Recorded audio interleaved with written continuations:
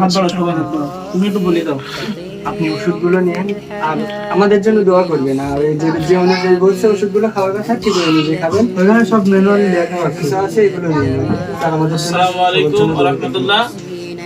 প্রত্যয় সংগঠন থেকে যে একটা বাজেট ছিল আমাদের ঔষধ প্রদান এই রোগীর জন্য, সেটা আমরা ইতিমধ্যে আমাদের পুরো টিমটা এখানে হাজির। প্রত্যয় সংগঠনের সকলে এসে ওষুধটা তার মাঝে দিলাম। এখন ওষুধটা পেয়ে আপনি উপকৃত হয়েছেন, এই বিষয়ে আমাদের সংগঠন সম্পর্কে কিছু বলেন চাচি। আল্লাহ তোমাদের ভালো রাখো, এই দোয়া করি। আল্লাহ সুস্থ থাকো, ভালো থাকো।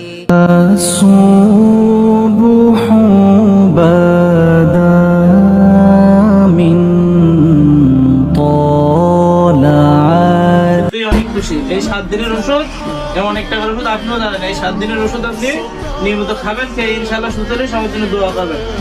ধন্যবাদ। প্রত্যয় সংগঠনের সকলকে আসসালামু আলাইকুম। অসুস্থতা আল্লাহর পক্ষ থেকে এক ধরনের পরীক্ষা। ধৈর্য ধরলে এই পরীক্ষার সফলতা আসে ইনশাআল্লাহ।